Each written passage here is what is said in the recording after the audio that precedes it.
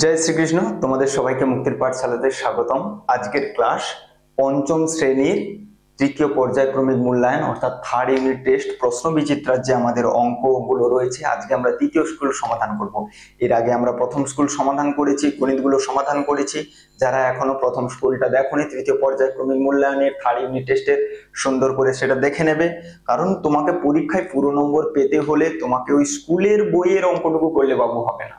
তোমার প্রশ্ন বিচিত্রা বইয়ের সমস্ত অঙ্কগুলো যদি তোমার সুন্দর করে হয়ে থাকে, তাহলে তোমার কনসেপ্ট ক্লিয়ার থাকবে। তুমি দেখবে ওইখান থেকে হুবহু অঙ্ক পেয়ে যাবে।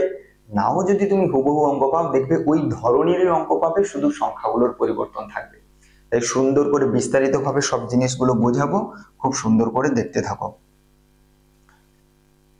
খুব সুন্দর করে জিনিসগুলো দেখতে থাকো। চলো দেখো, প্রথম প্রশ্ন আমাদের কি বলা রয়েছে দেখো। 5 সহস্রাংশ সমান কত জানতে চেয়েছে।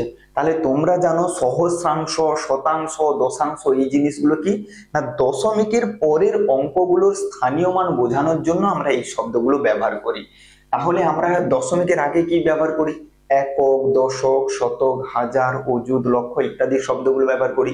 যখন দশমিকের পরের অঙ্কগুলোকে আমরা বোঝাতে চাই, তখন আমরা দশাংশ, শতাংশ, সহস্রাংশ এই ধরনের শব্দগুলো ব্যবহার করি। তাহলে সহস্রাংশ কথার অর্থ কি? সহস্রাংশ কথার অর্থ হচ্ছে 22,000, অর্থাৎ 5/1000 আমাদের সঠিক উত্তর হয়ে যাবে। ঠিক আছে, কোনটাতে রয়েছে দেখো, অপশন এতে রয়েছে। তাহলে যত বলবে সেটাকে উপরে রাখবে, দশাংশ বললে নিচে 10 লিখবে, শতাংশ বললে নিচে 100 লিখবে। আমাদের এখানে সঠিক উত্তর হয়ে যাবে 5/, কোনো রকম কাটাকুটি করবে না, এটাই উত্তর হয়ে যাবে, অপশনে রয়েছে। চলো দ্বিতীয় প্রশ্নে চলে আসছি। প্রদত্ত মানে এখানে যে কোণগুলো দেয়া রয়েছে, কোনটি সূক্ষ্মকোণ। তাহলে তোমরা সূক্ষ্মকোণ কি জানো? অ্যাকুইড অ্যাঙ্গেল কি বলে? 0 ডিগ্রি থেকে 90 ডিগ্রির মধ্যবর্তী কোণগুলোকে আমাদের কি বলে? সূক্ষ্মকোণ বলে।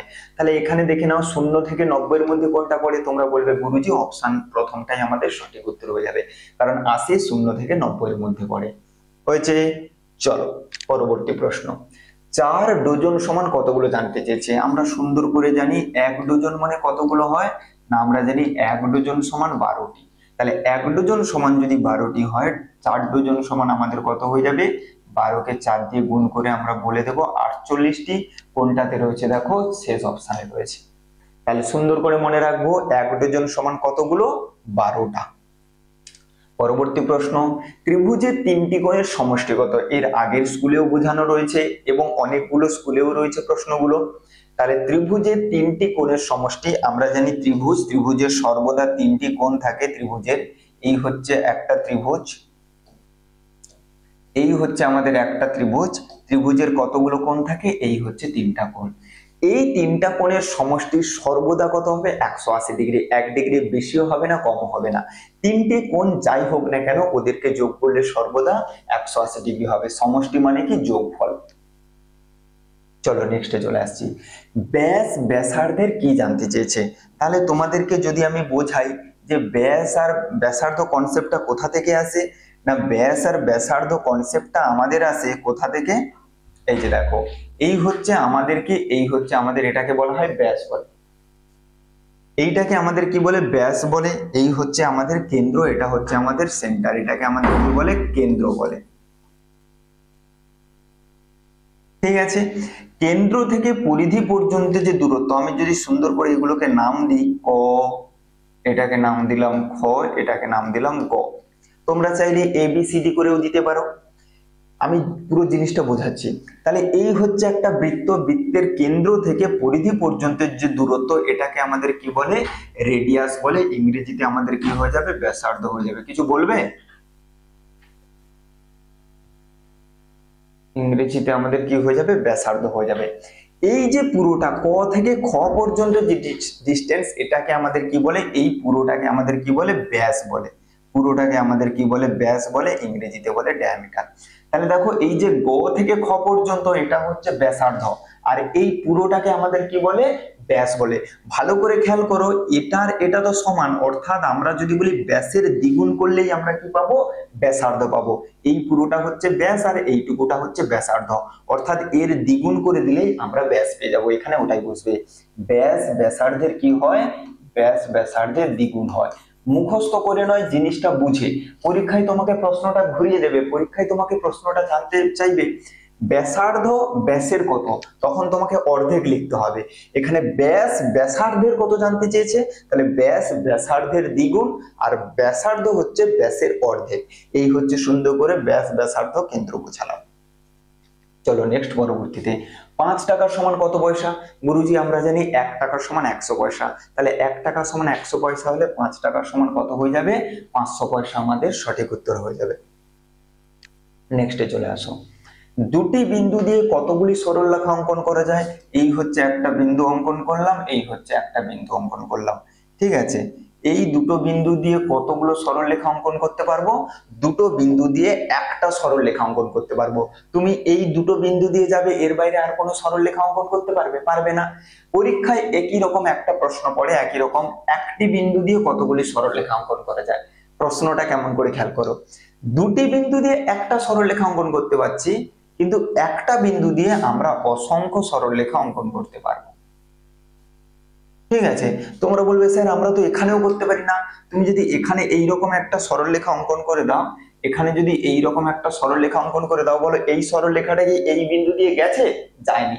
আমাদের জানতে চেয়েছে দুটো বিন্দু দিয়ে যাবে এইরকম কতগুলো সরলরেখা অঙ্কন করতে পারবো? এই দুটো বিন্দু দিয়ে যাবে একটাই সরলরেখা অঙ্কন করতে পারবো, তাহলে এখানে সঠিক উত্তর হয়ে যাবে একটি। আর প্রশ্নে যদি জানতে চাই একটি বিন্দু দিয়ে যাবে কতগুলো সরলরেখা অঙ্কন করতে পারবে, তখন উত্তর আমাদের হয়ে যাবে অসংখ্য। চলো নেক্সটে চলে আসো। ঘনবস্তুর মাত্রা কত? ঘনবস্তুর মাত্রা হচ্ছে 3। আমরা ঘনবস্তু কাদেরকে বলি? যাদের মাত্রা 3, যাদের দৈর্ঘ্য প্রস্থ উচ্চতা থাকে, যারা ত্রিমাত্রিক স্থান দখল করে থাকে, তাদেরকেই আমরা ঘনবস্তু বলি। তাহলে ঘনবস্তুর মাত্রা 3, মাত্রা অর্থ কি? ওর দৈর্ঘ্য প্রস্থ উচ্চতা থাকে। সমস্ত জিনিসগুলো বিস্তারিত ভাবে বোঝাবো, সুন্দর করে জিনিসগুলোকে দেখো, প্র্যাকটিস করো। আজকে ক্লাস দেখলে আবার 3-4 দিন পরে জিনিসগুলোকে প্র্যাকটিস করবে, কোথাও ভুলে গেলে আবার ক্লাসটাকে রিপিট দেখবে, ঠিক আছে। পরীক্ষায় পুরো নম্বর পাওয়ানোর দায়িত্ব আমার, আমি বলছি পুরো নম্বর পাওয়ানোর দায়িত্ব আমার। তোমরা শুধু ক্লাসগুলোকে ভালো করে দেখো। অর্ধেক সমকোণ সমান কত জানতে চেয়েছে, তাহলে প্রথমে আমরা জানবো সমকোণ সমান কত। না আমরা জানি সমকোণ কি হয়, না 90 ডিগ্রিকে আমাদের সমকোণ বলে। 90 ডিগ্রি কোণটাকে আমাদের কি বলা হয়? সমকোণ বলে। তাহলে অর্ধেক সমকোণ কত হয়ে যাবে? এর অর্ধেক হয়ে যাবে। তাহলে তুমি যদি 90 কে 2 দিয়ে ভাগ দাও, 45 ডিগ্রি আমাদের সঠিক উত্তর হয়ে যাবে। কোনটাতে রয়েছে দেখো, অপশন প্রথমে রয়েছে। সমকোণ 90 ডিগ্রিতে হয়, তাহলে অর্ধেক সমকোণ জানতে চেয়েছে, এর অর্ধেক করে দেব, 45 ডিগ্রি সঠিক উত্তর হয়ে যাবে। নেক্সট, 8 কে 1000 দিয়ে ভাগ করতে বলেছে। 8 কে কত দিয়ে ভাগ করতে বলেছে? 1000 দিয়ে। নিচে 10, 100, 1000 এইগুলো থাকলে ভাগ করা খুব সহজ। কিভাবে? দেখবে নিচে কতগুলো শূন্য আছে। নিচে কতগুলো শূন্য আছে? না গুরুজি 3টা শূন্য রয়েছে। তাহলে লবের 3 ঘর আগে দশমিক বসিয়ে দাও। 1 ঘর, 2 ঘর, 3 ঘর, এই 3 ঘর আগে দশমিক বসিয়ে দেবো। দশমিকের আগে ফাঁকা রাখতে নেই, পূর্ণ সংখ্যায় শূন্য বসিয়ে দাও, অপশানে সঠিক উত্তর হয়ে যাবে। কারোর যদি বোঝা না যায় হর্ষই, কারোর যদি বোঝা না যায় এইরকম করে ভাগও তোমরা করতে পারো, এইরকম করে ভাগও তোমরা করতে পারো 1000 দিয়ে। যে দেখো প্রথমে 8 ছোট হয়ে যাচ্ছে, ভাগ যাবে না, দশমিক দিয়ে শূন্য নিলাম, তাতেও ছোট হয়ে যাচ্ছে আবার। তাহলে তুমি একটা দশমিকের জন্য শূন্য পাবে, এরপরে যদি তোমার শূন্য লাগে তাহলে শূন্য দিয়ে শূন্য নিতে হবে, তাতেও ছোট হয়ে যাচ্ছে, তাই আর একটা শূন্য দিয়ে শূন্য নিলাম। এবার সুন্দর করে চলে যাবে 1008 এ 8000 আমাদের সঠিক উত্তর হয়ে যাবে। দেখো এসছে, হয়েছে। চলো নেক্সট পরবর্তীতে চলে আসো। কোন বৃত্তাকার মাঠের বৃত্তের উপরে কোনো একটি বিন্দু থেকে মাঠের ধার বরাবর হাঁটতে শুরু করে, আবার এটা পরীক্ষাতে পেয়ে যাবে। আমি বলছি এটা পরীক্ষাতে পেয়ে যাওয়ার সম্ভাবনা খুব বেশি 1 নম্বরের প্রশ্নের জন্য। কি বলা রয়েছে? না আমাদেরকে বলা রয়েছে এই হচ্ছে একটা কি আমাদের বৃত্ত। প্রশ্নে বলেছে যে কোন বৃত্তাকার মাঠের, তাহলে এই হচ্ছে একটা বৃত্তাকার মাঠ, সেই বৃত্তের উপরের কোনো একটা বিন্দু, আমি ধরে নিলাম এই হচ্ছে একটা বিন্দু, আমি ধরে নিলাম এই হচ্ছে একটা বিন্দু। এবারে কি করবে? এই বিন্দু থেকে মাঠের ধার বরাবর হাঁটতে শুরু করে আবার সেই বিন্দুতে ফিরে আসবে। তাহলে এখান থেকে হাঁটতে শুরু করবে, এইরকম মাঠের ধার বরাবর হাঁটবে, এটার উপরেই হাঁটবে। আমি জাস্ট সাইডে এটা আঁকছি, তোমার যদি অসুবিধে মনে হয় আমি সুন্দর করে এর উপরেই অঙ্কন করছি। তাহলে কি করবে? এর উপরে এইরকম মাঠটার ধার বরাবর এইরকম করে হাঁটবে, হাঁটতে হাঁটতে হাঁটতে হাঁটতে হাঁটতে হাঁটতে কি করবে? আবার ওই বিন্দুতে ফিরে আসবে। এই যে বলেছে দেখো ধার বরাবর হাঁটতে শুরু করে আবার সেই বিন্দুতে ফিরে আসবে, তাহলে যেখান থেকে হাঁটা শুরু করেছিলাম আবার ওই বিন্দুতে ফিরে আসতে যে দৈর্ঘ্যের পথ অতিক্রম করতে হয় সেটাকে আমাদের কি বলে, সেটাকে আমাদের পরিধি বলে। পরিধি আমাদের সঠিক উত্তর হয়ে যাবে। ঠিক আছে, এই যে বৃত্তের যে এই গোলাকার অংশটাকে আমরা কি বলি, পরিধি বলি। হয়েছে, তাহলে একটা বিন্দু থেকে শুরু করে আবার ওই বিন্দুতে ফিরে আসা মানে আমরা পুরো এই রাউন্ডটাকে অতিক্রম করলাম, তাহলে এটাকেই আমাদের কি বলে, পরিধি বলে, পরিধি ইংরেজিতে চলো সারকামফারেন্স বলা হয়। চলো এরপরেতে চলে আসো, ত্রিভুজ প্রদত্ত চিত্রে কৌণিক বিন্দু। তাহলে এতে কৌণিক বিন্দু কথার অর্থ কি না, কৌণিক বিন্দু কথার অর্থ হচ্ছে এই হচ্ছে একটা ত্রিভুজ, এইগুলোকে আমাদের কৌণিক বিন্দু বলা হয়। এই যে একটা কৌণিক বিন্দু, এই যে একটা কৌণিক বিন্দু, এই যে একটা কৌণিক বিন্দু। তাহলে ত্রিভুজের কতগুলো কৌণিক বিন্দু থাকে, তিনটা আমাদের সঠিক উত্তর হয়ে যাবে। কতগুলো কৌণিক বিন্দু থাকে, তিনটে। নেক্সট পরবর্তীতে চলে আসো, কি বলেছে, তোমরা যদি একটি বিন্দু হও তবে তোমরা প্রেয়ার লাইন অর্থাৎ প্রার্থনার লাইনে দাঁড়ালে কি তৈরি হবে বুঝে লেখো। ভালো প্রশ্ন বলা রয়েছে। তাহলে আমরা যখন একটা প্রার্থনার লাইনে দাঁড়াই, কেমন করে দাঁড়াই বলতো, এইরকম সোজা করে আমরা একটা লাইনে দাঁড়াই। ঠিক আছে, এইরকম একটা প্রার্থনার লাইনে সোজা করেই তো দাঁড়াই। এবারে বলেছে তোমরা একটা একটা বিন্দু, তোমরা কি বিন্দু। তাহলে আমি এইরকম দাঁড়িয়েছি, আমার বন্ধু এখানে দাঁড়িয়েছে, আরেক বন্ধু এখানে দাঁড়িয়েছে, বাকি ছাত্রছাত্রীরা সুন্দর করে এরকম কি লাইন দিয়ে দাঁড়িয়েছে। তাহলে এই যে বিন্দুগুলো কি, বিন্দুগুলো হচ্ছে একটা একটা ছাত্র। এই যে বলেছে তোমরা যদি একটি বিন্দু হও, তাহলে স্কুলের মধ্যে যত ছাত্র রয়েছে ওরা একটা একটা বিন্দু। তাহলে আমি আর তারা কি দাঁড়িয়েছে, একটা লাইনের মধ্যে দাঁড়িয়েছে, দেখো প্রেয়ার লাইন, প্রার্থনার লাইনে দাঁড়িয়েছে। তাহলে এই হচ্ছে একটা লাইন, লাইনের উপরে কি আমরা বন্ধুরা এইভাবে দাঁড়িয়েছি। জানতে চেয়েছে তাহলে তোমরা কি তৈরি করবে, এই যে দেখো দাঁড়ালে কি তৈরি হবে বুঝে লেখো। তাহলে এই যে বিন্দুগুলোকে আমরা কি বলি বলতো, বিন্দুগুলোকে আমরা বলি সমরেখ বিন্দু। তোমরা সুন্দর করেই জানো যে একটা রেখার উপর অনেকগুলো বিন্দু অবস্থান করলে, একটা রেখার উপর অনেকগুলো বিন্দু অবস্থান করলে সেই বিন্দুগুলোকে কি বলে, সমরেখ বিন্দু বলে। তাহলে কোনটা সঠিক উত্তর হয়ে যাবে, প্রথমটা। আবার রিপিট করছি, একটি সরল রেখার উপরে অনেকগুলো বিন্দু অবস্থান করলে সেই বিন্দুগুলোকে বলে সমরেখ বিন্দু। মনে রাখা খুবই সহজ, নামের মধ্যে কি রয়েছে দেখো, সমরেখ অর্থাৎ রেখা একটা হবে, বাকিগুলো কি অসমরেখ বিন্দু অর্থাৎ বিন্দুগুলো একটা রেখা নয়, ছড়িয়ে ছিটে থাকবে। সমবিন্দু সরল রেখা অর্থাৎ বিন্দু একটা, রেখা অনেকগুলো থাকবে। ঠিক আছে, আর বক্ররেখা, এটাকে বক্ররেখা বলে।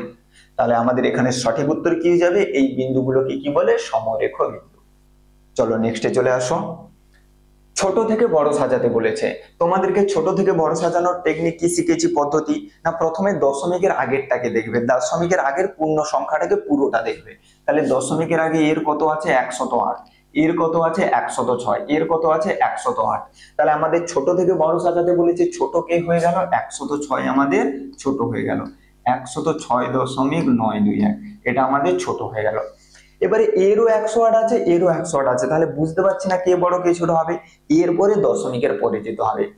দশমিকের পরের অঙ্কগুলোকে কিভাবে দেখতে হয়, একটা একটা করে। এই জায়গাটাতে ভুল করে দেয় ছেলে, দশমিকের পরের গুলোকে একসাথে দেখে নেয় না, একসাথে দেখবে না, একটা একটা অঙ্ক করে দেখবে। কিভাবে না, দশমিকের পরে এর আছে 0, দশমিকের পরে এর আছে 9, তাহলে 0 বড় না 9 বড়, না 9 বড়। তাহলে আমাদের ছোট হয়ে যাবে 108.003, এর পরেরটা হয়ে যাবে 108.903। তাহলে সব থেকে ছোট হয়ে যাবে এটা, তারপরে এটা, তারপরে এটা। হয়েছে, ছোট থেকে বড় বললে পূর্ণ সংখ্যাগুলোকে আগে দেখবে, সেখান থেকে ছোট বড় যদি বের করা যায় করবে, যদি মিলে যায় তাহলে দশমিকের পরে একটা একটা অঙ্ককে দেখবে। চলো, সমান্তরাল সরলরেখার একটা উদাহরণ। সমান্তরাল সরলরেখা আমাদেরকে কাদেরকে বলা হয় না, যখন দুটো সরলরেখা সমান দূরত্ব, পরস্পরের মধ্যে সমান দূরত্ব বজায় রেখে অগ্রসর হয়, অর্থাৎ কোথাও তারা ছেদ করবে না, তাদেরকে কি বলা হয়, সমান্তরাল সরলরেখা। তোমাদেরকে সিম্পল ধরো একটা বলি, তোমরা অনেকে রেলের লাইন দেখেছো, ট্রেন যে চলে রেল লাইন দেখেছো, তোমরা ভালো করে খেয়াল করবে যে দুটো পাত হয়, এইরকম একটা লাইন হলো, এর সোজাসুজি এইরকম একটা লাইন হলো। তোমরা যদি খেয়াল করো দেখতে পাবে, দেখো এদের মধ্যে এখানেও দূরত্ব যেটা, এখানেও দূরত্ব যেটা, এখানেও দূরত্ব যেটা, এখানেও দূরত্ব সেটা। এই যে দুটো সরলরেখা, এদেরকেই বলা হয় কি, সমান্তরাল সরলরেখা। অর্থাৎ এখানেও এদের মধ্যে দূরত্ব যা হবে, এখানেও এদের মধ্যে দূরত্ব তাই হবে। এদেরকে বলা হয় সমান্তরাল সরলরেখা। আমাদেরকে এইরকম একটা সমান্তরাল সরলরেখার উদাহরণ দিতে বলেছে, তাহলে তোমরা সুন্দর করে রেল লাইন নিয়ে নেবে। হয়েছে, রেল লাইন আমাদের সঠিক উত্তর হয়ে যাবে। চলো চলে আসছে পরবর্তী প্রশ্ন। ঘড়িতে কটা বাজলে দুটি কাঁটা সমকোণে থাকবে জানতে চেয়েছে। ঘড়িতে কটা বাজলে, তাহলে এই হচ্ছে আমরা একটা ঘড়ি অঙ্কন করে নিলাম। এখানে আমাদের থাকে 12, এখানে আমাদের থাকে 12, নিচে থাকে 6, এখানে থাকে 3, এখানে থাকে 9। এবারে কখন সমকোণে থাকে, সমকোণে কেমন করে হয় গো? এই রকম সোজা হয়ে থাকলে সেটাকে সমকোণ বলে, অর্থাৎ 90 ডিগ্রি বলে। তাহলে এই রকম কখন? তাহলে যখন 3টা বাজে তখন ঘন্টার কাঁটা মিনিটের কাঁটা এইরকম থাকে, যখন 9টা বাজে তখনও ঘন্টার কাঁটা মিনিটের কাঁটা এইরকম থাকে। তাহলে তোমরা যে কোনো কিছু নিতে পারো। তাহলে ঘড়িতে কটা বাজলে দুটি কাঁটা সমকোণে থাকবে, তোমরা লিখে দেবে 3টা। কেউ 9টাও লিখতে পারো, সঠিক উত্তর হয়ে যাবে। যখন 3টা বাজে তখন দেখো এইরকম ঘন্টা মিনিট 90 ডিগ্রি করে, যখন 9টা বাজে তখনও ঘন্টা মিনিট 90 ডিগ্রি করে। আরো অনেক সময় রয়েছে, এখানে একটা, এখানে বাজলে একটাই বলেছে তো, ঘড়িতে কটা বাজলে দুটি কাঁটা সমকোণে থাকবে, 3টা আমাদের সঠিক উত্তর হয়ে যাবে। চলো পরবর্তী প্রশ্ন। সমকোণী ত্রিভুজের বৃহত্তম বাহুর নাম বের করতে বলেছে। এই হচ্ছে একটা সমকোণী ত্রিভুজ। সমকোণী ত্রিভুজ কাদেরকে বলে?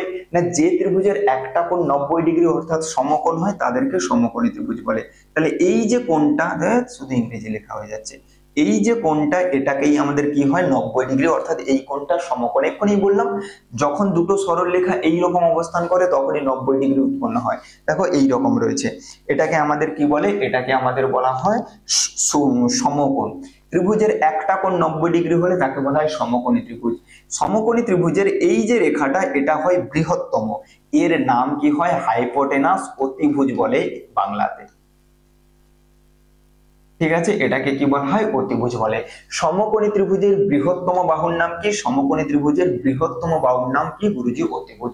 পরীক্ষার জন্য 1 নম্বরে এটাও পেয়ে যাবে, 1 নাম্বার বা হাফ নাম্বার থাকতে পারে। সমকোণী ত্রিভুজের বৃহত্তম বাহুর নামটা কি তাহলে? অতিভুজ। চলো নেক্সট। একটি আয়তাকার ঘনবস্তুর উদাহরণ, বিভিন্ন কিছু দেওয়া যেতে পারে, তাহলে যে কোনো ধরনের আয়তাকার বাক্স তাদেরকেই আমাদের কি বলা হবে? তাদেরকেই আমরা কি বলবো? তাদেরকেই আমরা এইরকম একটা বাক্স। ঠিক আছে, তুমি বিভিন্ন কিছু বলতে পারো, বই বলতে পারো, ঠিক আছে, এইরকম ছাড়াবো যে কোনো আয়তাকার বাক্স বলতে পারো। সাধারণত তুমি দেখবে জুতোর বাক্সগুলো সম্ভবত বর্গাকার হয় না, আয়তাকারই হয়, তাহলে তুমি জুতোর বাক্স বলতে পারো। বই বলতে পারো, যে কোনো এইরকম চাওড়া আয়তাকার বইও বলতে পারো। তাহলে সুন্দর করে উদাহরণ বলে দিয়েছে, তুমি বলে দেবে জুতোর বাক্স বলে দেবে।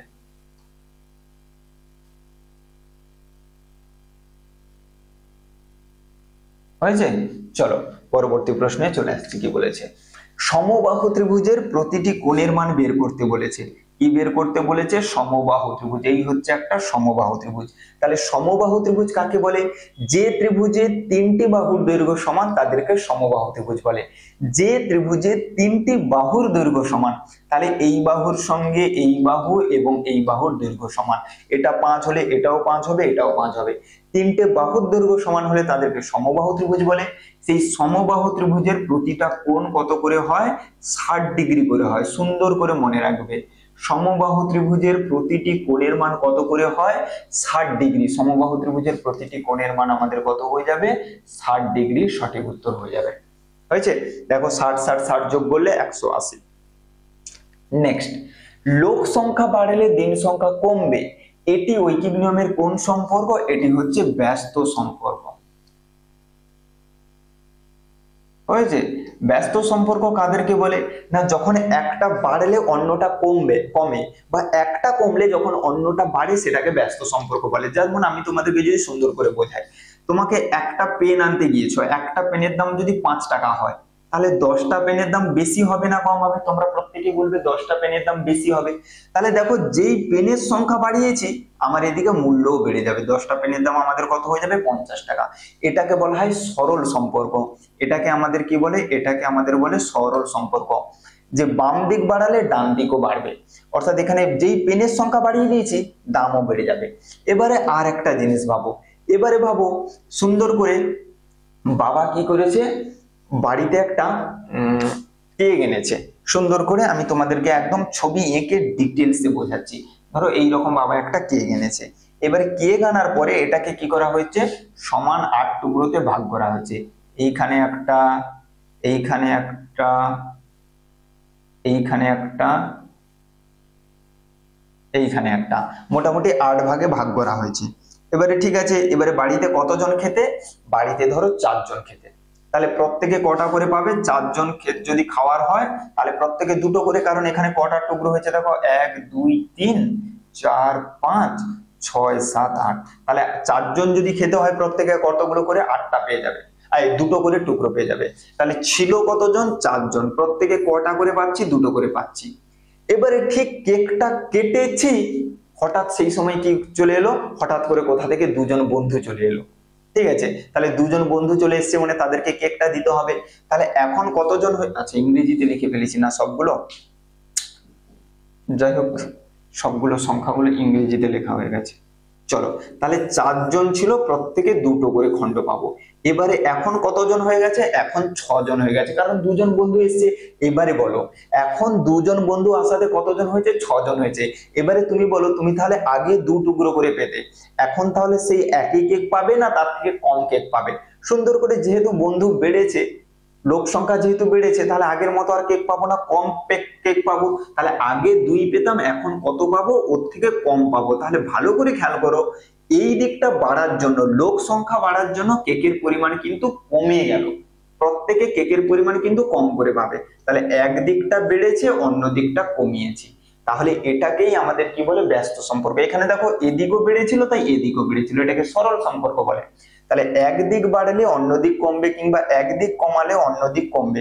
সাপোজ এখানে তুমি এটাকে কমিয়েও বলতে পারো, কমিয়েও বলতে পারো।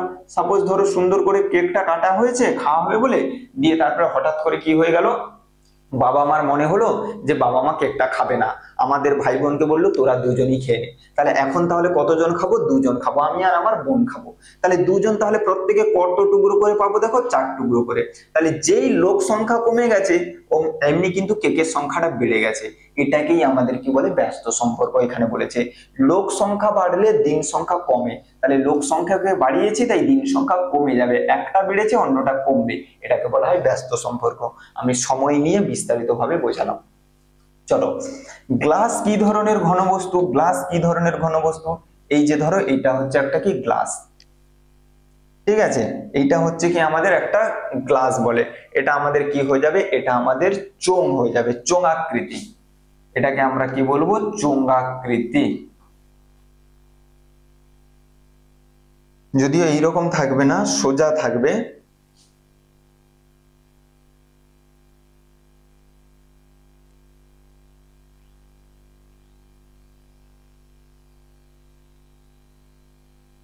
চলো, তাহলে এইরকম ভাবে আমাদের সুন্দর করে গ্লাস থাকবে। এটা কেমন করে হয়, এটা হচ্ছে আমাদের চোঙাকৃতি, আমাদের সঠিক উত্তর হয়ে যাবে এইরকম চোঙাকৃতির, এটাকে চোঙাকৃতি বলা হয়। চলো নেক্সট, কত পয়সা সমান 6 টাকা 69 পয়সা। তাহলে দেখো এটা তো পয়সা হয়েই আছে, এখানে কিছু করা লাগবে না। তাহলে 6 টাকা সমান কত হয়, 600 পয়সা। এর সঙ্গে 69 পয়সাকে যোগ করে দাও, তুমি পেয়ে যাবে 669। তাহলে 669 পয়সা সমান হচ্ছে 6 টাকা 69 পয়সা। পরবর্তী প্রশ্ন, ক্ষয় দাগ।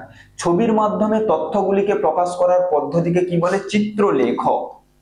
কি বলে এটাকে, চিত্রলেখ।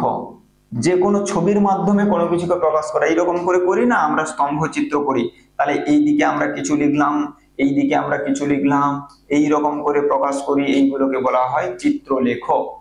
ঠিক আছে, ছবির মাধ্যমে তথ্যগুলিকে প্রকাশ করার পদ্ধতিকে কি বলে, চিত্রলেখ পদ্ধতি।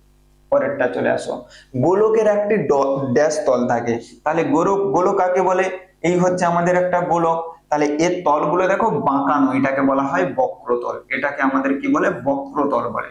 তাহলে বাঁকানো তল হলে সেটাকে আমাদের কি বলবো, বক্রতল বলবো। তাহলে গোলকের একটি বক্রতল থাকে, তার একটাই তল থাকে এবং সেটাই বক্রতল। চলে আসছি, ত্রিভুজ আঁকার জন্য যে কোনো দুটি বাহুর দৈর্ঘ্যের সমষ্টি তৃতীয় বাহুর দৈর্ঘ্যের থেকে কি হতে হবে, বৃহত্তর, বড় হতে হবে। ঠিক আছে, বড় শব্দটা বলতে পারো, বৃহত্তর শব্দ বলতে পারো। তাহলে যে কোনো ত্রিভুজ আঁকার জন্য, তাহলে ত্রিভুজ আঁকতে গেলে 3টা বাহুর দরকার পড়ে, ওই তিনটা বাহুর মধ্যে ছোট যে দুটো বাহু, সেই ছোট দুটো বাহুর যোগফলকে সর্বদা বাকি বাহুটার থেকে বড় হতে হবে। আমি যদি তোমাদেরকে ছবি এঁকে বোঝাই, এইরকম একটা সরলরেখা অঙ্কন করলাম, এই একটা সরলরেখা অঙ্কন করলাম, এই একটা সরলরেখা অঙ্কন করলাম, ঠিক আছে, এই একটা সরলরেখা অঙ্কন করলাম, এই একটা সরলরেখা অঙ্কন করলাম। তাহলে এই দুটো বাহুর দৈর্ঘ্য ছোট, এই তিনটা বাহুকে দিয়েই আমি ত্রিভুজ অঙ্কন করব।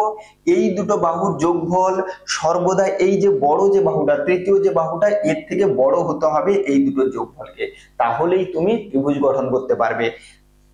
সাপোজ তোমাদেরকে যদি বলি এটা হচ্ছে 5 সেমি, এটা হচ্ছে 6 সেমি, আর এটা হচ্ছে ধরো 8 সেমি, তাহলে এই দুটোকে যোগ করলে কত হয়? 6 5 11। তাহলে 11 8 থেকে বেশি, তাহলে তুমি ত্রিভুজ অঙ্কন করতে পারবে। সমান কিংবা ছোট হয়ে গেলে ত্রিভুজ অঙ্কন করতে পারবে না। চলো, আয়তঘনের প্রতিটি তল তার পাশের তলের সঙ্গে কত ডিগ্রি কোণে থাকে? 90 ডিগ্রি কোণে থাকে, সমকোণে থাকে। এই হচ্ছে তোমাদের একটা হচ্ছে আয়তঘন অঙ্কন করে দেখালাম। তাহলে প্রত্যেকটা তল, এই যে উপরের তল তার নিচের তলের সঙ্গে কত ডিগ্রি কোণে অবস্থান করে? সমকোণে, 90 কোণে, 90 ডিগ্রি। ধরো আমি তোমাদেরকে যদি বোঝাই, এখানে কিছু নেই বোঝানোর মতো, কিছু নেই, ছেড়ে দাও। তাহলে একটা তল তার পাশের তলের সঙ্গে 90 ডিগ্রি কোণে অবস্থান করে, একদম সোজা থাকে, দেখো সোজা থাকলে 90 ডিগ্রি। চলো নেক্সট, যে ত্রিভুজের তিনটি বাহুর দৈর্ঘ্য অসমান তাকে আমরা কি বলি? বিষমবাহু ত্রিভুজ। আমরা শিখেছি বাহু ভেদে ত্রিভুজ তিন প্রকার: সমবাহু ত্রিভুজ, সমদ্বিবাহু ত্রিভুজ, বিষমবাহু ত্রিভুজ। তিনটা বাহুর দৈর্ঘ্য অসমান হলে তাকে বিষমবাহু ত্রিভুজ বলে। পাড়ার ক্রিকেটে তুমি বল করলে আম্পায়ার ড্যাশ ডিগ্রি কোণ করে দু হাত প্রসারিত করে ওয়াইড। ওয়াইড কথার অর্থ কি? যখন আম্পায়ার এইরকম দু হাত দেখায় তখন এটাকে আমরা কি বলি? ওয়াইড বলি। এটা হচ্ছে একটা চিহ্ন যে যখন দু হাত এইরকম করে দেখাবে প্রকাশ, এটা তখন আমরা কি বলবো? যে ওয়াইড হয়েছে বলটা। ঠিক আছে, ওয়াইড বলতে কি একটা নির্দিষ্ট দাগ লাইন থাকে, ওর বাইরে যখন বলটা যায় সেটাকে আমাদের ওয়াইড বলে। যাই হোক, তাহলে হাতটা কেমন করে থাকে? হাতটা এইরকম সোজা করে থাকে। তাহলে যখন এইরকম সোজা হবে সেটাকে আমরা কত ডিগ্রি কোণ বলি? সেটাকে আমরা বলি সরল কোণ বলি 180 ডিগ্রি। কত বলি? 180 ডিগ্রি। হয়েছে? তাহলে যখন এইরকম দুটো সরল রেখা এরকম সোজা থাকবে, তাহলে এইরকম থাকলে সেটাকে আমরা 90 ডিগ্রি বলি। ওয়াইড হচ্ছে মানে কি? এই একটা বাহু, এই একটা বাহু, দেখো একদম সোজা হয়ে আছে। আমরা কিন্তু এইরকম বা এইরকম, এই হচ্ছে সুন্দর করে ওয়াইড, সেটাই হচ্ছে আমাদের কি 180 ডিগ্রি, আমাদের সঠিক উত্তর হয়ে যাবে। নেক্সটে চলে আসো, 5 নম্বর ঘরটিকে পূরণ করতে বলেছে। একদমই সহজ। প্রথমটা দেখো এইরকম আছে, আবার এইরকম, আবার উল্টো দিক, আবার এই দিক, তাহলে আবার এই দিকে থাকবে, একটা একটা করে উল্টো দিক হয়ে যাচ্ছে। তাহলে জিজ্ঞাসা চিহ্নে এই ঘরটা বসবে। পরবর্তীতে চলে আসো, প্যাটার্ন দেখে বাকিটা পূরণ করতে বলেছে। ভালো করে দেখো কি বলা রয়েছে। না দেখো, 1 আর 3 যোগ করলে কত হয়? 4। সেই 4 কি করে আসে? আবার 2 আর 2 গুণ করলে 4 আসে, এটা একটা। এর পরেরটা বলেছে এখানে 1 3 ছিল, এখানে 1 3 5 যোগ করেছে, তাহলে 1 3 5 যোগ করলে কত আসে? 9। 9 কি করে আসে? দেখো 3 আর 3 গুণ করলে 9 আসে, এটা একটা হয়ে গেল। এবারে দেখো এখানে কত কত যোগ করেছিল? 1 3। তারপরেরটাকে কত যোগ করেছে? 1 3 5। তাহলে এর পরেরটাতে আমি কত কত যোগ করব? 1 3 5 আর 7 যোগ করব। ঠিক আছে, 1 3 ছিল, 1 3 রেখেছে, তার সঙ্গে 5 যোগ করেছে। তাহলে এখানে 1 3 5 আছে, 1 3 5 ও রাখবো, তার সঙ্গে 7 যোগ করব। করলে দেখো 16 হয় কিনা। সুন্দর করে দেখো, 3 1 4 5 4 9 9 7 16 হয়ে গেছে, সুন্দর হয়ে গেছে। তাহলে কোন দুটো সংখ্যা গুণ করলে 16 আসে? দেখো এখানে 4, 2 আর 2 গুণ করলে 4 আসে, 9 3 আর 3 গুণ করলে 9 আসে। তাহলে 16 কাকে কাকে গুণ করলে আসে? 4 আর 4 গুণ করলে 16 আসে। তাহলে এই হচ্ছে ফাঁকা ঘর পূরণ গুলোতে 5 7 4 আর 4 বসে যাবে। চলো পরবর্তীতে, ঘনবস্তু কাকে বলে? একটি অর্ধগোলকের উদাহরণ দাও। সুন্দর করে সংজ্ঞাটা বলছি, শিখে নাও। কি বলবো? না, যার দৈর্ঘ্য প্রস্থ উচ্চতা রয়েছে, অর্থাৎ যারা ত্রিমাত্রিক স্থান দখল করে থাকে। যাদের দৈর্ঘ্য প্রস্থ এবং উচ্চতা রয়েছে, অর্থাৎ যারা ত্রিমাত্রিক স্থান দখল করে থাকে, তাদেরকে আমরা ঘনবস্তু বলবো। এখানে একটা অর্ধগোলকের উদাহরণ দিতে বলেছে। তাহলে অর্ধগোলক কেমন করে দেখতে হয়? এই রকম একটা অর্ধগোলক আমরা কি বলতে পারি? কাটা লেবু বলে দিতে পারি। আমরা যখন একটা লেবু কাটি, সেটাই হচ্ছে কি একটা অর্ধগোলকের উদাহরণ। পুরো একটা লেবু, তাকে মাঝ বরাবর কেটে দিলে কেমন হয়ে যাবে? অর্ধেক লেবু। সেটাকেই আমাদের কি বলে? অর্ধগোলক বলে, কাটা লেবু। চলো সমাধান করো। সমাধান মানে এটাকে কাটাকুটি করতে বলেছে। দেখো কাটাকুটি দিয়ে দাও, 20 আর 1200 কাটলে 6, 60, এখানে চলে যাবে 15, 4 এ 60, তাহলে কত কত পড়ে আছে দেখো, 4 পড়ে আছে, 5 পড়ে আছে, 75 পড়ে আছে।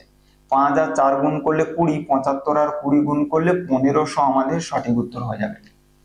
গয়ের দাগের আমাদের সঠিক উত্তর হয়ে যাবে কি 75। আমি এইরকম করে কাটাকুটি করেছি, তোমরা কেউ বলবে না আমি 15 5 এ 75 কাটবো, 5 4 এ 20 কাটবো, যেমন খুশি কাটতে পারো। কাটাকুটির জন্য নির্দিষ্ট কোনো ই নেই যে এটাকে এটা দিয়ে কাটাকুটি করতে হবে, যেটা ভাগ যাবে তুমি করবে যেন সঠিক ভাবে হয় কাটাকুটিটা। চলো পরবর্তী প্রশ্ন আমাদের কি বলা রয়েছে দেখো।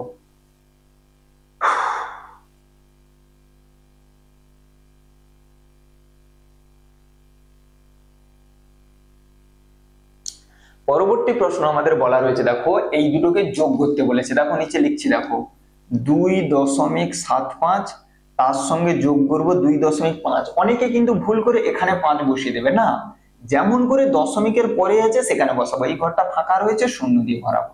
এটা কি করতে বলেছে যোগ, তাহলে এখানে হয়ে যাবে 5, 7 5 12, 2 হাতে 1, 2 2 4 1 5, তাহলে আমাদের উত্তর হয়ে যাবে 5 টাকা 25 পয়সা আমাদের সঠিক উত্তর হয়ে যাবে। পরবর্তী চলে আসো, বাহু অনুযায়ী ত্রিভুজ কয় প্রকার? কিছুক্ষণ আগেই বললাম, বাহু অনুযায়ী ত্রিভুজ হচ্ছে 3 প্রকার। সমবাহু, তাহলে কত প্রকার? প্রথমে লিখবো 3 প্রকার, তারপরে জানতে চেয়েছে কি কি, না লিখবো সমবাহু ত্রিভুজ, তারপরে আমরা লিখবো সমদ্বিবাহু ত্রিভুজ,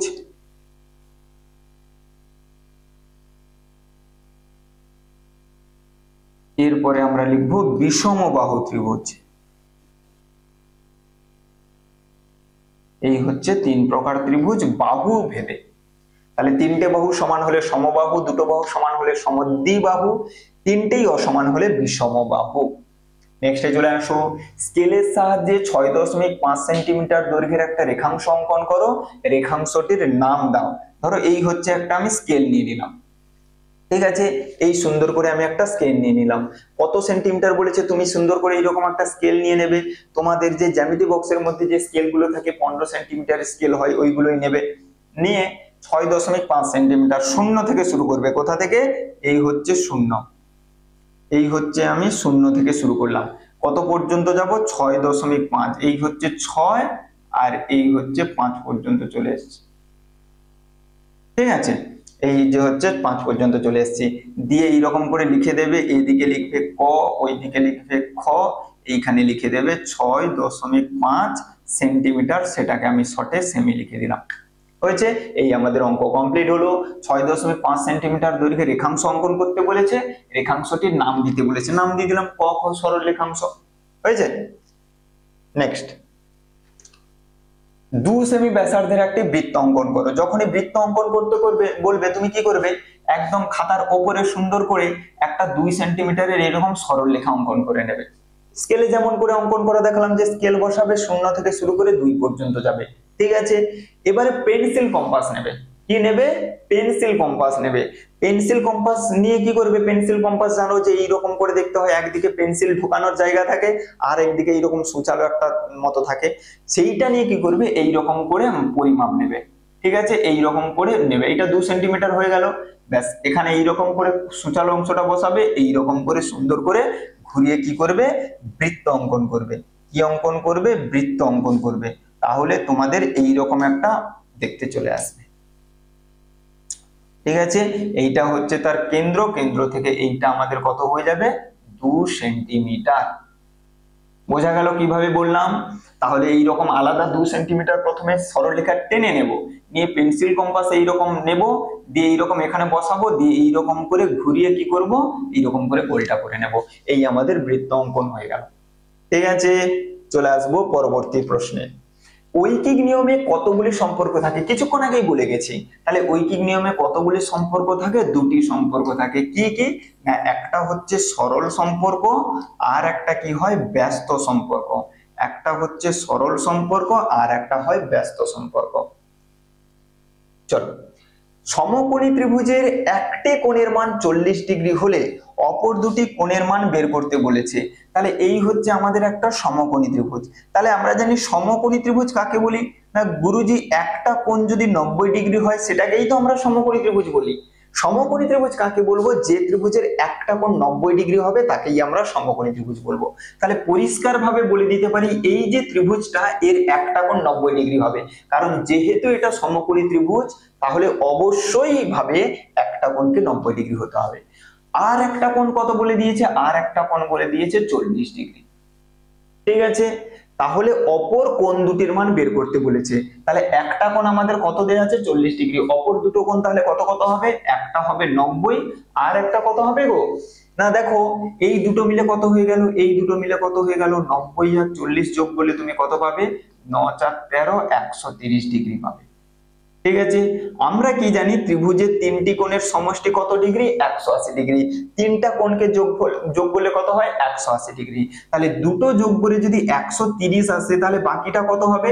130 থেকে 180 থেকে 130 বাদ দিয়ে দাও, তুমি পেয়ে যাবে 50 ডিগ্রি। তাহলে একটা কোণ তো দেয়া ছিল আমাদের 40 ডিগ্রি, বাকি দুটো কি কি এলো?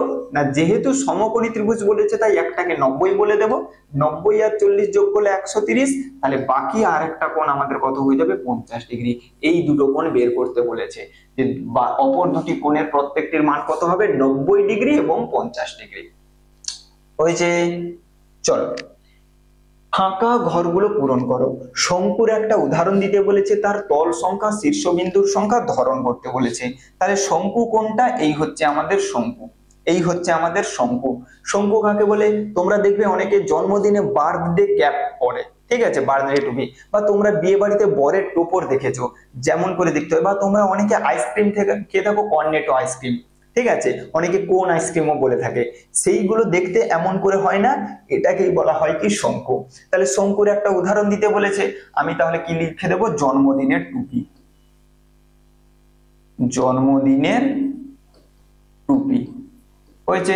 এর কতগুলো তল থাকে? মনে রাখবে শঙ্কুর দুটো তল থাকে। কোথায় দুটো তল? এই যে দেখো, বার্থডে ক্যাপটা সুন্দর করে মনে করো, বা তুমি আইসক্রিমটাই মনে করো। তাহলে দোকান থেকে যখন আইসক্রিমটা নাও, সুন্দর করে দেখবে ওপরের দিকটা একদম সমতল থাকে, তখন সেই দিক থেকে আমরা এরকম ঢাকনাটা খুলে প্রথমে ফেলে দিই, তারপরে সাইডের একটু অংশ ছিঁড়ে তারপরে আমরা খাওয়া শুরু করি। একই রকম ভাবে তাহলে তোমরা কি পাবে? ওপরের দিকটা একদম সমতল পাবে, আর একটা কি পাবে? আর একটা বক্রতল পাবে। দেখো পুরো বাঁকানো করে নিচের দিকে নেমে চলে আসে। দুটো তল, কি কি দুটো তল পাবে? একটা সমতল পাবে উপরি অংশটা, আর পুরোটা একটা গোল বক্রতল পাবে। শীর্ষবিন্দু কতগুলো? এই যে আইসক্রিমের একদম কোণের দিকে দেখবে একদম সুচালো এরকম থাকে, তাহলে একটাই শীর্ষবিন্দু পেয়ে যাব। তলের ধরন তাহলে কি কি তল হয়? আমি এক্ষুনি বললাম দুটো তল, কি কি? না একটা সমতল, একটি সমতল, আর একটা কি হয়ে যায়? একটি বক্রতল। এইরকম করে লিখে দিতে হবে। তলের ধরন জানতে চেয়েছে, তাহলে আমরা কি লিখবো? একটি সমতল, একটি বক্রতল। হয়েছে? শঙ্কুর উদাহরণ দিলাম জন্মদিনের টুপি, তল সংখ্যা দিলাম দুটো, শীর্ষবিন্দুর সংখ্যা লিখলাম একটা, তলের ধরন একটি সমতল, একটি বক্রতল। পরবর্তী প্রশ্ন, রামু গরুর গাড়ি চেপে 84 মিনিটে 28 কিমি পথ যায়, তার গরুর গাড়ি চেপে 20 কিমি যেতে কত সময় লাগবে?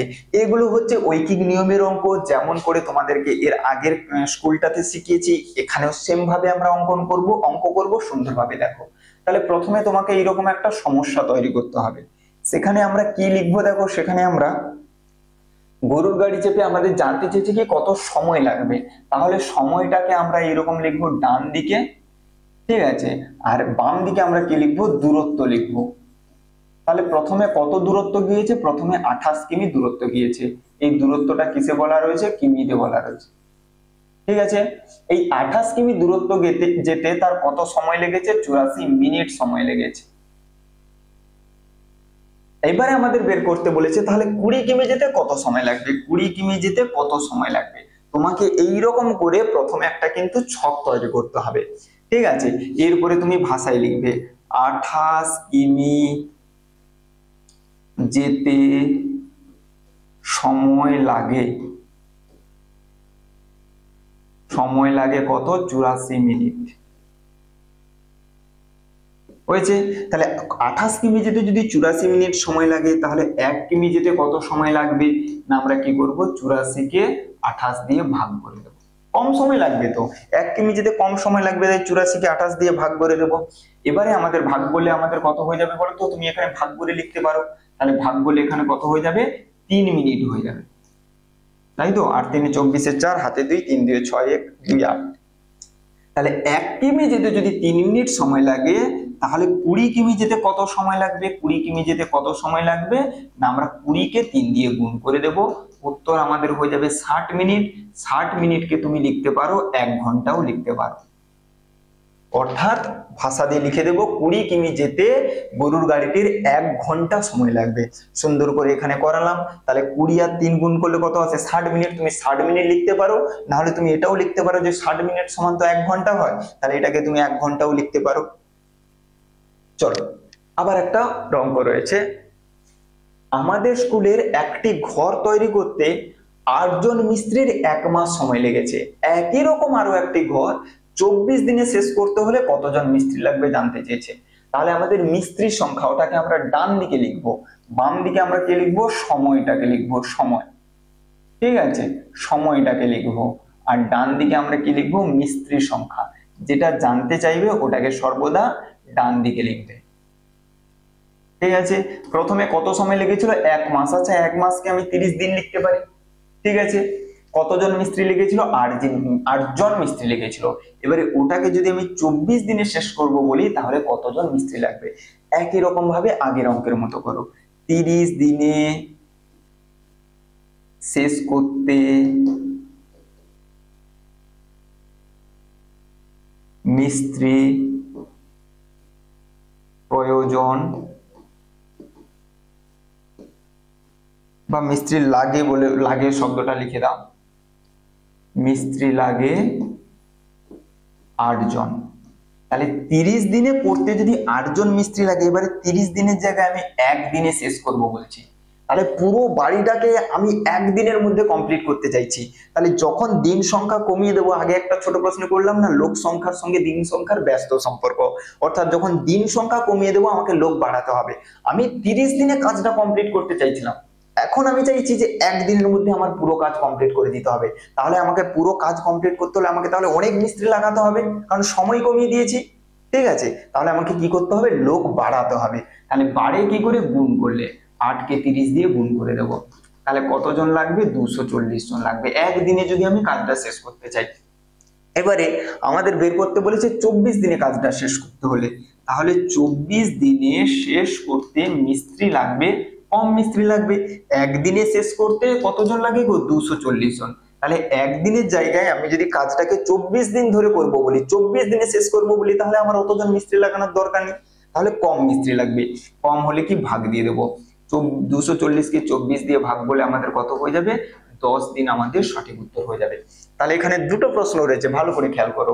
প্রথমটা জানতে চেয়েছে 24 দিনে শেষ করতে হলে মোট কতজন মিস্ত্রি লাগবে, না 24 দিনে শেষ করতে হলে মোট 10 জন মিস্ত্রি লাগবে, এটা হচ্ছে প্রথম প্রশ্নের উত্তর। আরো একটা প্রশ্ন রয়েছে, আরো কতজন মিস্ত্রিকে কাজে লাগাতে হবে। তাহলে শুরু থেকে আমাদের কতজন ছিল, 8 জন ছিল।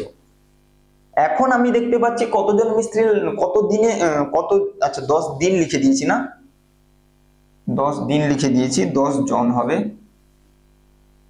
তাহলে এখন আমি দেখছি কতজন লোক লাগবে, 10 জন। তাহলে কতজন বাড়াতে হবে ওটাই জানতে চেয়েছে, আরো কতজন মিস্ত্রি লাগাতে হবে। তাহলে 8 জন ছিল, আমার লাগবে 10 জন। তাহলে কতজন মিস্ত্রি বাড়াতে হবে, 10 থেকে 8 বাদ দিয়ে তুমি বলে দেবে আরো 2 জন মিস্ত্রি বাড়াতে হবে। এইভাবে ভাষায় লিখতে হবে, আরো 2 জন মিস্ত্রি বাড়াতে হবে, তখন মাস্টার মশাই সুন্দর করে তোমাকে পুরো নম্বর দেবেন। চলো নেক্সট পরে চলে আসো, কি বলেছে, 15 জন লোক 20 দিনে 1200 টাকা আয় করেন। একই রকম ওই ইকোনমির অঙ্ক, সেখানে দুটো ছিল, এখানে 3টা হয়ে গেছে। যাই হোক, সুন্দর করে চলে আসছি, এখানে আয়টা বের করতে বলেছে, তাহলে আয়টাকে আমি ডান দিকে রাখলাম, হয়েছে। আর কি কি রয়েছে, লোক সংখ্যা রয়েছে আর দিন সংখ্যা রয়েছে। এখানে আমি লিখলাম লোক সংখ্যা আর এখানে লিখলাম দিন সংখ্যা। আর একটা কথা তোমাদেরকে বলে দিই, তোমরা প্রত্যেকটা স্কুলই দেখবে, কেন না প্রশ্ন বিচিত্রাতে তোমরা জানো এইরকম কিছু কিছু, বিশেষ করে বড় বড় যেগুলো অঙ্কগুলো, সেগুলো এরকম 2-3টা স্কুল পরে পরে আবার রিপিট দেওয়া থাকে। ফলে সেই অঙ্কগুলো কিন্তু আমি বোঝাবো না। কেন, যখন আমি ধরো 3 স্কুলে আসবো, ধরো এই অঙ্কটা আবার 3 স্কুলে রয়েছে, তখন আমি কিন্তু সেই অঙ্কটা না বুঝিয়ে বলবো এই অঙ্কটা, কারণ সেখানে তো আবার একই রকমই বলবো না। ফলে তো আমি সেখানে দাগ নম্বরটা বলে দেবো যে এই স্কুলটা দুয়ের স্কুলের এত দাগে আছে। তাহলে তোমরা সুন্দর করে সেটাকে আবার পুনরায় রিপিট দেখে নেবে, তাহলেই বুঝতে পারবে। চলো, লোক সংখ্যা দিন সংখ্যা আয়। তাহলে প্রথমে কতজন লোক বলেছিল? 15 জন লোক। এই 15 জন লোক কত দিনে? 20 দিনে। কত টাকা আয় করে? 1200 টাকা আয় করে। তাহলে 15 জন 20 দিনে যদি 1200 টাকা আয় করে, তাহলে 75 জন লোক 5 দিনে কত টাকা আয় করবে জানতে চেয়েছে। এগুলো তোমরা ব্যস্ত সম্পর্ক, সরল সম্পর্ক দিয়েও করতে পারো, এরকম ভাষা দিয়েও করতে পারো। চলো, তাহলে আমি ভাষা দিয়েই করিয়ে দিচ্ছি। প্রথম ভাষাটা কি হবে? 15 জন লোক 20 দিনে 1200 টাকা আয় করে। ঠিক আছে, তাহলে 15 জন লোক যদি 20 দিনে 1200 টাকা আয় করে, তাহলে একজন লোক বেশি আয় করবে না কম আয় করবে? একজন লোক অবশ্যই কম আয় করবে। 15 জন লোক 1200 টাকা আয় করতো, 20 দিনে রেখেছি, শুধু আমি লোক সংখ্যাটার পরিবর্তন করেছি। তাহলে 15 জন যদি 1200 টাকা আয় করে, একজন কম আয় করবে। কম মানে কি? ভাগ। কত দিয়ে ভাগ করব? 15 দিয়ে ভাগ করব, কারণ আমি এই 15টার পরিবর্তন ঘটিয়েছি। তাহলে এটা ভাগ করলে কত হয়ে যাবে? এটা হয়ে যাবে 15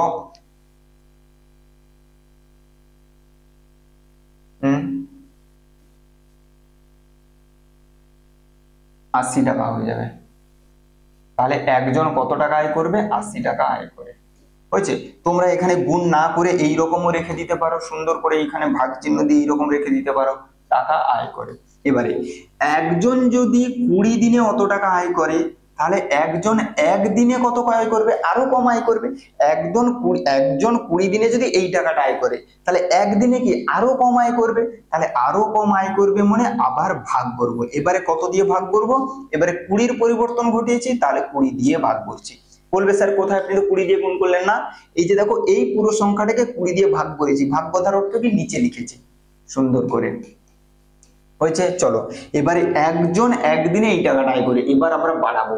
একজন যদি এত টাকা আয় করে, তাহলে 75 জন বেশি করবে না কম করবে? অবশ্যই 75 জন বেশি আয় করবে। তাহলে বেশি মানে কি? গুণ করব। গুণ মানে কি? ওপরে লিখবো, নিচে আমাদের যা আছে থাকবে। এবারে দেখো, তাহলে 75 জন একদিনে যদি এত টাকা আয় করে, আমাদের প্রশ্নে জানতে চেয়েছে 75 জন 5 দিনে কত টাকা আয় করবে। 5 দিনে কত টাকা আয় করবে? আমি সুন্দর করে এই জায়গাটাতে লিখছি, 1200 গুণ 75 গুণ 5 বাই আমাদের হয়ে যাবে 15 গুণ 20। একটু ডান দিকে করে লিখলাম, ঠিক আছে? এই যে এই লাইনটাকে এখানে লিখলাম। তাহলে 75 জন একদিনে যদি এই টাকাটা আয় করে, 75 জন 5 দিনে আরো বেশি আয় করবে, তাই আবার 5 দিয়ে গুণ করে দিয়েছি। এবারে এটাকে শুধু কাটাকুটি করো। এইরকম সরলটাই সেখানে ছিল বোধহয় না? 20 6 120 60, 15 4 60, 4 5 20, সেখানেও একই সরলটাই দেয়া ছিল 1500 টাকা। দেখবে কিছুক্ষণ আগে একটা সরল ছিল, পুরো এইটাই দেয়া ছিল।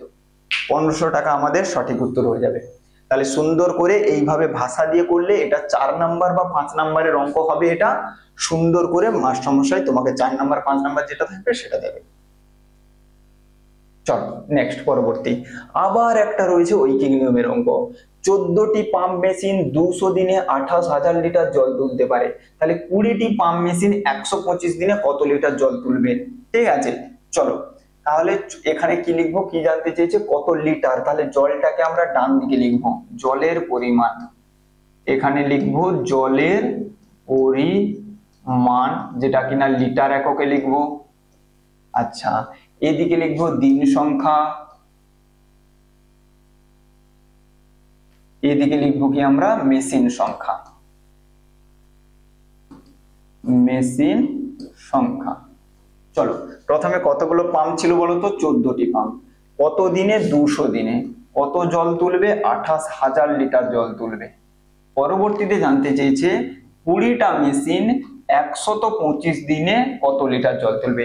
আচ্ছা, এইখানের অঙ্কটা না আমি একটু আগের মতো ভাষা না দিয়ে এবারে তোমাদেরকে একটু আর এক পদ্ধতিতে পড়িয়ে দেখাচ্ছি। সম্পর্ক, ওই যে ব্যস্ত সম্পর্ক সরল সম্পর্ক শিখেছি না, ওইভাবে করে শেখাচ্ছি। কিভাবে করবে?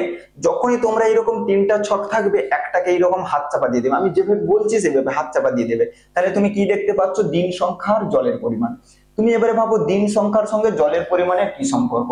দেখো বলো 200 দিনে যদি 28,000 লিটার জল তোলে, তাহলে 125 দিনে বেশি জল তুলবে না কম জল তুলবে? তোমরা প্রত্যেকেই বলবে কম জল তুলবে, কারণ 200 দিনে এত জল তুলছে, তাহলে 200 দিনের জায়গায় এখন আমি 125 দিন চালাবো, তাহলে 125 দিনে কম জল তুলবে। তাহলে উত্তরটা কি এসছে? কম এসছে। তাহলে এদিকে কমানোর জন্য এই দিকটাও আমার কি হচ্ছে? কমছে। এটাকে কি বলে? সরল সম্পর্ক। ওইটা জাস্ট এখানে লিখে দেবে যে দিন সংখ্যা ও জলের পরিমাণ, দিন সংখ্যা ও জলের পরিমাণের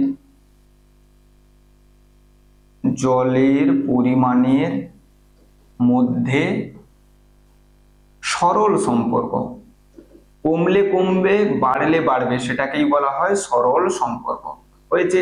এবার এটা বাদ দিয়েছিলে, এবার এটাকে হাতছাপা দিয়ে দাও। মেশিন সংখ্যার সঙ্গে জলের পরিমাণ তুলনা করো, এটা হাতছাপা দিয়ে দাও। তাহলে 14টা মেশিন 28,000 লিটার জল তোলে, তাহলে 20টা মেশিন বেশি তুলবে না কম তুলবে? প্রত্যেকেই বলে দেবে অবশ্যই বেশি তুলবে, এটাকে হাতছাপা দিয়েই করবে। কিন্তু 14টা মেশিন 28,000 লিটার জল তোলে, তাহলে 20টা মেশিন অবশ্যই বেশি তুলবে। তাহলে দেখো এদিকে মেশিন সংখ্যা বাড়ানোর জন্য এদিকে জলের পরিমাণও বাড়বে, তাহলে এটাও বেড়েছে এটাও বাড়বে। এটাকে কি বলে? সরল সম্পর্ক বলে। যে একটা কমলে আর একটা কমবে, একটা বাড়লে একটা বাড়বে, এটাকে সরল সম্পর্ক বলে। আর যখন উল্টো হবে, যে এই দিকটা বাড়াবো কিন্তু এই দিকটা কমবে, এই দিকটা কমাবো কিন্তু এই দিকটা বাড়বে, সেটাকে ব্যস্ত সম্পর্ক বলে। তাহলে এখন কি লিখবো? মেশিন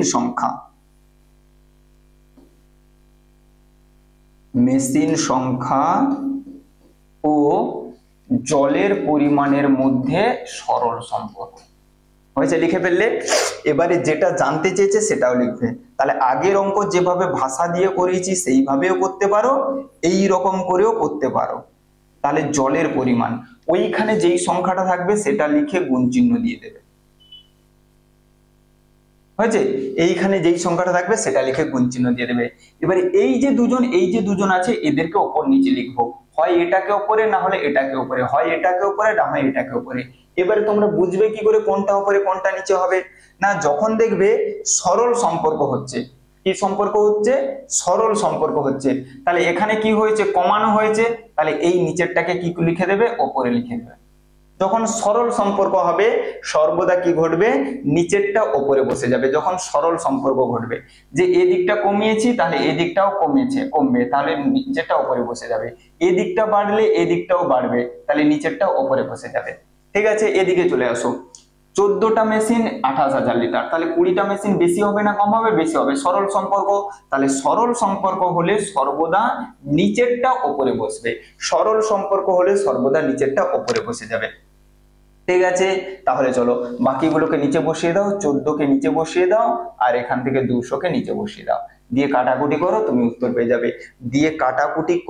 উত্তর পেয়ে যাবে। ব্যস্ত সম্পর্ক হলে উল্টোটা হয়।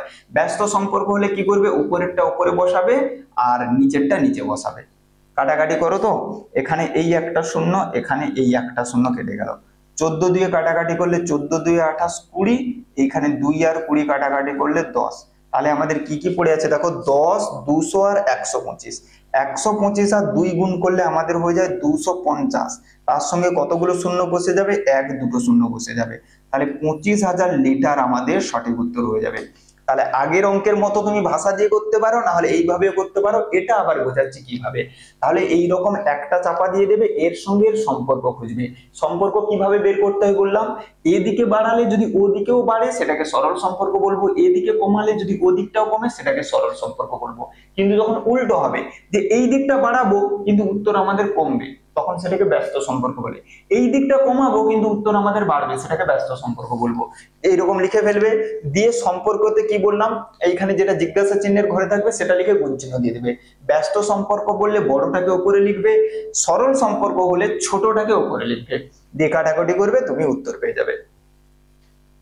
চলো পরবর্তী একটা স্তম্ভ চিত্রের অঙ্ক, বার গ্রাফের একটা অঙ্ক দেওয়া রয়েছে। কি বলা রয়েছে দেখো? আমাদের স্কুলের 2011 সালের বার্ষিক পরীক্ষায় প্রথমে আমাদের দেয়া রয়েছে বার্ষিক পরীক্ষায় পঞ্চম থেকে পঞ্চম শ্রেণী পর্যন্ত গণিতে পাসের সংখ্যা নিচে চিত্রলেখ দ্বারা প্রকাশ করা হলো। প্রথম শ্রেণীতে কতজন ইত্যাদি করে দেয়া রয়েছে। দেখো এই একটা গোল সমান কতজন ছাত্র বলেছে? 10 জন ছাত্র বলে দিয়েছে। তাহলে এখানে কতগুলো গোল আছে? 3টা গোল। তাহলে এখানে কতজন আছে? 30 জন। এখানে কটা গোল আছে? 3টা গোল মানে 30, আর একটা অর্ধেক মানে হচ্ছে 45 হয়। 30 এর অর্ধেক কত হয় গো? 30 এর অর্ধেক 15 হয়। তাহলে 3টা পুরো গোল আছে মানে 30, আর একটা অর্ধেক মানে 15, 45। এখানে দুটো গোল মানে 20, দুটো গোল মানে ও হো হো সরি ভুল করে দিলাম, তাহলে 3টে গোল মানে 30, আর এটা অর্ধেক মানে তো হচ্ছে অর্ধেক মানে তো 5, তাহলে এটা হবে 35। একটা ফুল মানে যদি 10 হয়, অর্ধেক মানে তো 5 হবে। এখানে আমি 30 এর অর্ধেক করে দিয়েছি। তাহলে 10 10 10 মানে হচ্ছে 30, আর এটা অর্ধেক মানে 5, 35। 10 আর 10 20, 20 আর অর্ধেক 5 মানে হচ্ছে 25। এখানে 3টা মানে হচ্ছে 30, এখানে 1 2 3 4 মানে 40। তাহলে একটা পুরো গোল মানে 10 যদি হয়, তাহলে অর্ধেক মানে কত হবে? 5 দিয়ে সুন্দর করে ফেলবে। উত্তর কি চেয়েছে দেখো, কোন শ্রেণীর ছাত্রীরা বার্ষিক পরীক্ষায় গণিতে সবচেয়ে বেশি পেয়েছে? তাহলে কোন শ্রেণী? সঠিক উত্তর আমাদের হয়ে যাবে পঞ্চম শ্রেণী। দেখো 40 পেয়েছে, তাহলে এখানে সঠিক উত্তর আমরা কি বলে দেব? পঞ্চম শ্রেণী।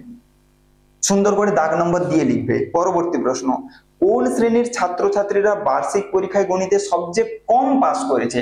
তাহলে সবচেয়ে কম পাস করেছে কোনটাতে? তৃতীয় শ্রেণী, তৃতীয় শ্রেণী। পরবর্তীতে রয়েছে দ্বিতীয় শ্রেণীর কতজন ছাত্রছাত্রী বার্ষিক পরীক্ষায় গণিতে পাস করেছে? দ্বিতীয় শ্রেণীর কতজন পাস করেছে? 35 জন পাস করেছে।